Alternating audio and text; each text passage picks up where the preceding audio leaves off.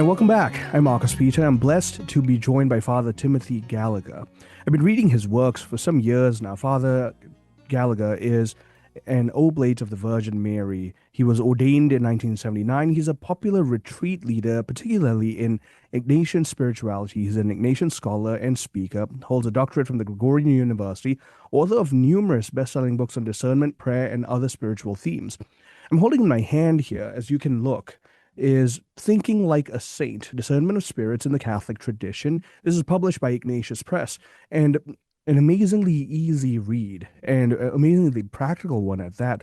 Father, thank you for joining us. How are you? Oh, happy to be here. Thank you. Well, Father, like I mentioned, I've been reading your works for a while now, and maybe this might be a little too much to ask for these segments, but just very briefly, if I can invite you to go back to your early years in the spiritual life, what drew you to both the brilliance and the simple practicality of Ignatius's method? Probably like most people, it was through making the spiritual exercises of St. Ignatius, actually making the retreat. But I'm a member of the Oblates of the Virgin Mary, and our founder, Venerable Bruno Lanteri, fell in love with the Ignatian spiritual exercises, considered them the most powerful tool the church has to awaken desires of holiness, and to serve in the church. And just saw that there were too few people making them available. So we were founded to be knowledgeable in Ignatian exercises and then to make that available in the church. So that's initially how I got started. But what really made all of this happen, certainly, there was study involved in this for sure. But it was when I began to give simple talks on these 14 short practical guidelines that Ignatius calls his rules for the discernment of spirits. It was when I began giving talks on this and found that people just couldn't get enough of it. And so, without my ever having planned it, it became full time. And now we have actually founded the Ignatian Discernment Institute because it's bigger than one person at this point. To summarize an awful lot, what Ignatius does now, it's 1,236 words in the Spanish original. That's about three and a half typewritten, double-spaced typewritten pages. So it's not a long text. But it does need to be unpacked. That's where you get books like this and similar things. But it is the most powerful, practical, usable, effective tool in the entire Catholic spiritual tradition.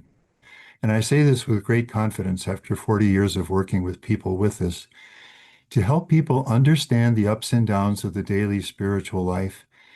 And in a special way, because this is where we struggle more, when we deal with discouragement in the spiritual life, what Ignatius calls spiritual desolation.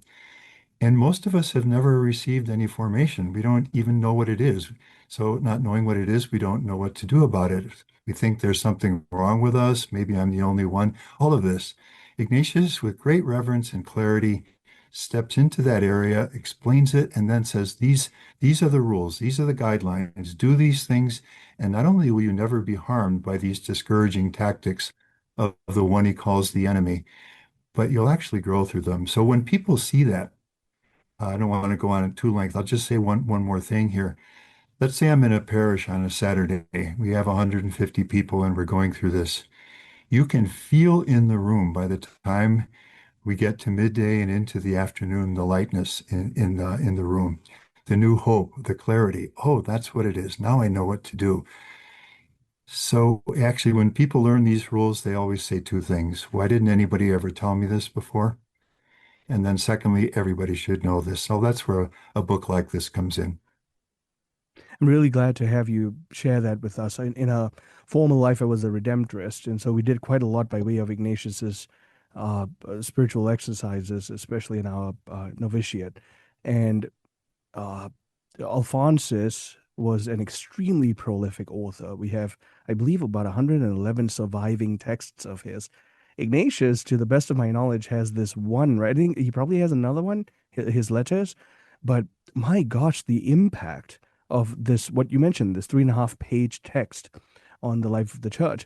I share this because that word discernment, especially the words discernment of spirits, Father, especially in modernity with particular surges in spiritual movements, we've seen an undue mysticization, if you will, of those words. Can you please share with us not only how eminently real it is, but also how practical it can be that everyone ought to be engaging in a proper practice of discernment of spirits? So here's a woman. She has taken her children to school in the morning, and she is herself, let's say, a special ed teacher a half day while the children are at school. And she had a tense conversation with her teenage daughter the evening before at supper that didn't resolve too well. It was kind of discouraging. It may have bothered her sleep a little that night, so she's physically a little tired. And then she had a very difficult time with one of the students this morning who just got way out of hand and she couldn't maintain discipline. And now she's back home. She sits in the kitchen. It's, let's say, 1 p.m. In about an hour, she'll head off to pick up the children from school. And sitting there at the table in front of her is the Bible. She normally tries to read from the Bible for 10 or 15 minutes. It's her quiet time, her time of prayer, which she knows is very blessed for her. But today, nothing in her wants to pick up the Bible. And there's the phone also. And she knows I'll call her a friend in quotes with who would be willing to get into gossipy conversation with her that's going to spiral down. She knows where it'll go. Nothing in her wants to reach out right now for the Bible. Everything in her wants to reach out for the phone. That's how practical this is. All day long, we are facing these kinds of ups and downs in the spiritual life. Now, what I just described would be an experience that's just on a natural level. There's some discouragement there, but you can see it begins now to touch the spiritual level. So there's no energy for prayer at this point, which she knows is really the best thing for her. Now, if she knew Ignatius' rules, she would know that Rule 5 is at play here. Isolation, never make a change. Of course, that's what the enemy is going to try to get us to do, to drop the things that are helpful for us. Make it the man at the end of a workday, 10 p.m., sitting at his desk, and he prays for a few minutes at the end of the day, but there's the phone, and he knows where that can go at that time of day and when he's discouraged this way. Now, we could go on with this endlessly, but that's how real and how practical this is. And who has ever given us a formation in this kind of up and down on the daily spiritual life? That's why, Dr. Marcus, if you know, I imagine we'll say a number of things here, and I hope they'll be useful. But the best, most important thing I can say is this to anyone listening. I beg of you to learn these 14 rules. Those of us who already know them, you know why I say that. You wouldn't want to be without them. And those of us who don't know them and who will make the not too excessive effort to learn them and begin to practice them, the day will come when you will look back on that decision as one of the better decisions you made in your spiritual life. Please learn them because, you know, biblically, this is where I see this in Jesus' ministry. Remember in Luke 4, he goes into the synagogue and he proclaims with the words of Isaiah the meaning of his messianic mission. He has sent me to proclaim good news to the poor, to let the oppressed go free, to let liberty to the oppressed, and to set the captives free. And that's what this is all about. These 14 rules are a pathway to freedom from times like that woman experiences at 1 p.m. at the kitchen table, the more discouraging and difficult times that we all go through. And you know, Dr. Marcus, I would add to this that this has become important in a way I could not have foreseen when 40 years ago I began working with this, because we all know there's an awful lot of discouragement out there right now. And it can feed into the spiritual life. And the reasons are not hard to see. There's a lot going on in the world that is troubling now. And so this teaching becomes increasingly powerful for people. So that's my basic message. I beg of you, learn the rules. You'll love what will happen. I'm talking with Father Timothy Gallagher. He is an Oblate of the Virgin Mary, and we are talking about his newest book, Thinking Like a Saint, Discernment of Spirits in the Catholic Tradition. This is a very simple, practical, approachable presentation to the 14 rules St. Ignatius of Loyola presents for every single one of us, members of the Covenant family, to not only walk the spiritual life, but to know ourselves that we may know the Lord, and to know the Lord that we may know ourselves better. We're going to continue on the other side of the break. Stay tuned. I'm Marcus Peter.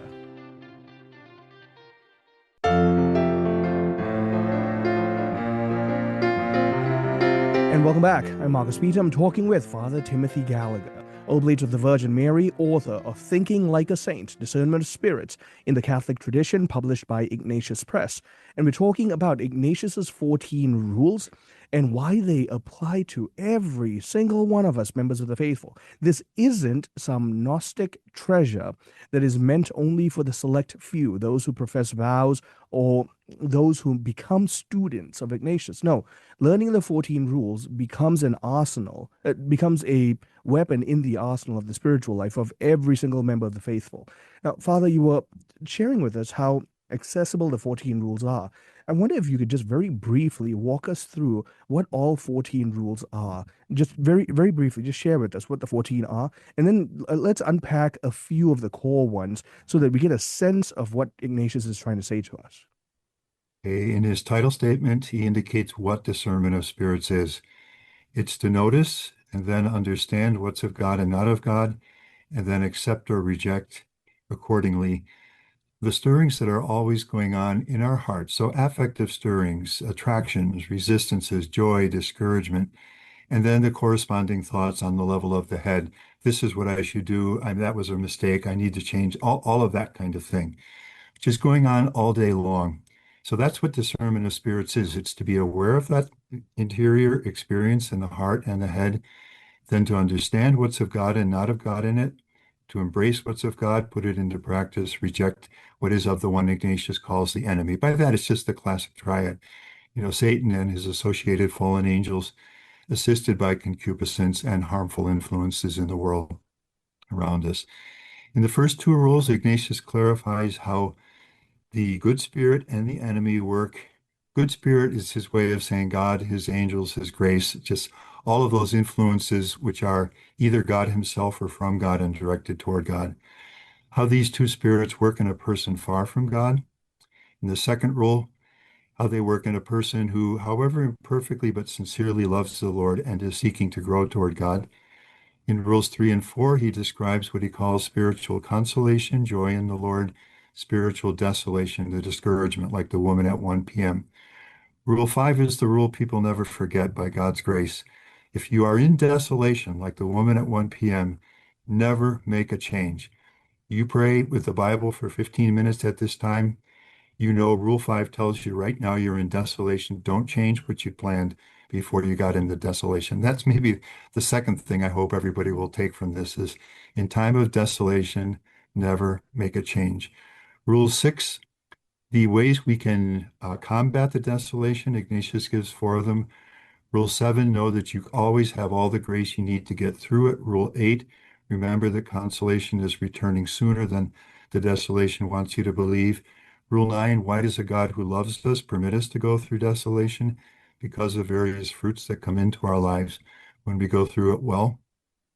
Rule 10, you don't have to wait to be in desolation to combat it. You can prepare even in consolation before desolation begins. Rule 11, the balance, humble in consolation, trusting in desolation. And in the last 3 rules, Ignatius turns to the other basic tactic of the enemy, which is temptation. Rule 12, the enemy's temptations are weakest in their beginning, resist them then, and you save the snowball effect of the temptation, which gets harder and harder to deal with.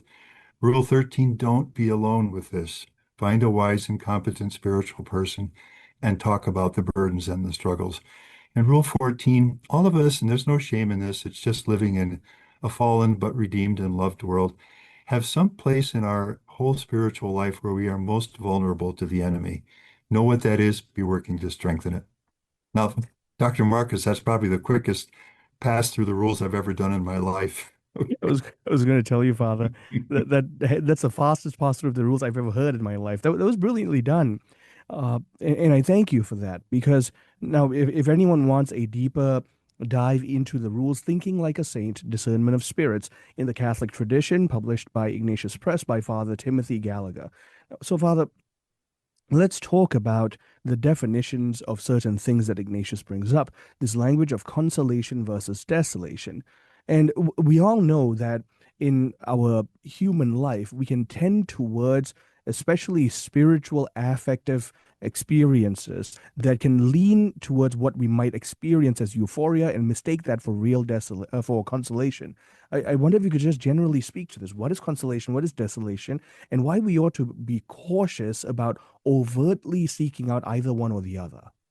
Yeah, as you said, well, Dr. Marcus, consolation and desolation, in terms of head and heart, they are heart level experiences. So they are, as you said, affective experiences. And they are exactly the contrary, the one of the other. So in consolation, our hearts are lifted up. There's a certain joy in prayer. We feel the Lord's love and closeness. There's energy for spiritual things. And you can see why God gives that. In theological terms, that's what we call actual grace. Just graces that God gives in a moment. But what typifies spiritual consolation as an actual grace is the uplift of heart, the warmth, the sense of God's love and closeness. And then that's always, of course, as a grace, it's a work of God. Of Ignatius' term would be the good spirit. And then in terms of desolation, it's the exact contrary. It's a work of the enemy, and it's a heaviness of heart, a discouragement, a sense of hopelessness. Why should I pray today? Nothing's going to come out of it. I signed up for that retreat, but I don't know if I want to go on it. I'll hear a few good things, but it's not, all of these kinds of things that we all hear. So that's what consolation and desolation are. The other category that you introduced, and very helpfully, is that there is both consolation and desolation on the natural, what I would call the non-spiritual level. So let's say you're feeling a little bit down, you put on some cheerful music and you feel a little better. Or you go out and get some exercise and you just feel better, after you've done that. You enjoy a meal with family members and there's a kind of goodness. So that there's a whole array of very healthy non-spiritual consolations. And then the same is true on the other level, non-spiritual desolation, which when you're feeling somewhat discouraged or depressed, let's say things didn't go well at work today, and you're feeling kind of disheartened by it, or the woman and the difficult conversation with her teenage daughter, and she feels a bit discouraged about that. So on the natural level, on the non-spiritual level, there can be desolations as well. But what Ignatius is specifically speaking about is always on the spiritual level. So spiritual consolation. I pray Psalm 23, the Lord is my shepherd, I shall not want, and I feel new courage. I feel the Lord's closeness. You can see the uplift of heart on the specifically spiritual level. And the woman sitting at the table at 1 p.m., when there's the Bible and she has no energy for prayer, she doesn't feel God's closeness, you can see the spiritual dimension of the desolation there. Now, there's only one human person, and very often in God's providence, healthy, non-spiritual consolation. So the woman just goes to her baby, and the baby smiles at her, and her heart fills with gratitude to God for the goodness of what He's doing in her life. Very often in God's providence, healthy, non-spiritual consolation is the space into which God infuses the grace of spiritual consolation. And on the other side, when there's non-spiritual desolation, when I'm feeling tired, feeling discouraged, the enemy willingly will also try to bring spiritual desolation into that. What's the point of going to the Bible study tonight? Just sit home and watch TV or whatever. But that's how real and how practical all of this is. Spiritual consolation as a grace is something that we should, Ignatius' beautiful word is we should receive it, recibir in the Spanish. We don't grasp for it. We don't refuse to function without it. But when God gives it, we gratefully receive it because of the strengthening that God gives us through it. And desolation, the only appropriate response is always to reject it. There's a few methods at play here when we talk about the rejection of desolation that we need to pay attention to. In fact, in your book, the way you write it out is resist desolation with good actions, and then you talk about resist desolation with good thoughts. I ask you, Father, to help share with us the wisdom of why is it necessary for us to will good actions, knowing that our thoughts can sometimes follow suit. Just share with us the wisdom there. Yeah, I wish I had several hours, to go through all of this. Um, well, most simply, I think the best answer to that question is just to go through Ignatius. I'd say essentially his rules five through 5 through 9, Mhm. especially of the rules, because what he does in those rules Every rule there is now consolation, of course. God's work is the main thing always in the spiritual life, and we grow mostly by accepting that and putting it into practice. But because we struggle more with spiritual desolation, Ignatius spends more time helping us there.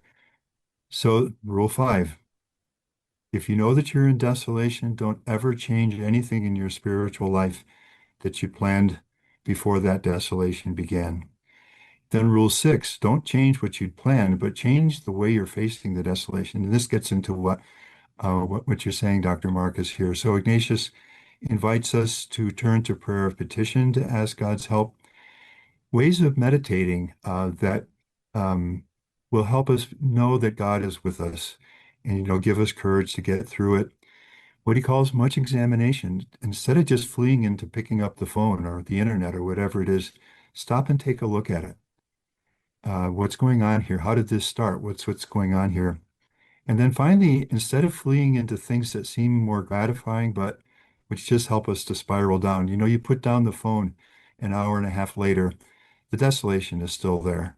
And it's even a little heavier because you've given in, and who knows what you've absorbed in the meantime. So instead of doing that, Ignatius calls us to what he calls suitable penance, which can be as simple as wait 5 minutes before going online. God can do a lot in 5 minutes. And I could go on and on with this. That's just rules 5 and 6. In the following rules, Ignatius just keeps giving more tools. Father, I could go on and on with you. We're down to the end of the segment. I've been talking with Father Timothy Gallagher, Thinking Like a Saint, Discernment of Spirits in the Catholic Tradition, which is a practical, accessible presentation of St. Ignatius of Loyola's 14 rules of the Discernment of Spirits. You get a copy. This is from Ignatius Press, as I mentioned. It's a very applicable, approachable text. Father Timothy Gallagher, thank you very much for joining us. And until next time, God bless you. I'm Marcus Peter.